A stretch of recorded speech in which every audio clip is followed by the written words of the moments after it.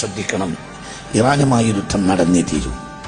അത് നാളെ മറ്റന്നാളോ എനിക്കറിയില്ല, അത് നടന്നേ തീരൂ. അത് തീർച്ചയായും നടക്കും. അത് ഭയാനകമായ യുദ്ധമായിരിക്കും.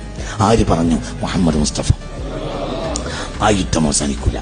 ആ യുദ്ധം അവസാനിക്കുമ്പോൾ എന്താ സംഭവിക്കുക? ഇറാന്റെ യുദ്ധത്തിന് ശേഷം ഇറാൻ തകരും. ഇറാൻ തകരും മാത്രമല്ല, പരിസരത്തുള്ള അറബ് രാജ്യങ്ങളും തകരും. അതോടുകൂടെ പുറം യൂറോപ്യൻ ശക്തികളും മുസ്ലിം ലോകവും രണ്ടായി മാറും. അത് ഘോരമായ യുദ്ധത്തിൽ അവസാനിക്കും. ആ ഘോരമായ യുദ്ധം ഭയാനകമായ അവസ്ഥയിൽ എത്തിച്ചേരും. അപ്പോൾ അറബ് ലോകത്തിന് അധികാരം നഷ്ടപ്പെടും. ഇപ്പൊ എല്ലാരും പറയുന്നുണ്ട് മഹ്ദിമാമ വരും. ഞാൻ മഹ്ദിമാമ വരുന്ന ഒരവസ്ഥ നിങ്ങൾക്ക് പറഞ്ഞുതരാം. ഇപ്പൊ എല്ലാരും കാത്തിരിക്കാണ് ആര് വരാന്. എന്തു പറഞ്ഞാൽ രണ്ടാമത് പറയാ മഹ്ദിമാമ വരാനായിട്ടുണ്ടെന്നാ. ഇനി ഒരു ഹരീഷ കേട്ടോ, ലാ യഖ്റുജുൽ മഹ്ദിയു ഹത്താ യസൂല മുൽക്കുൽ അറബി.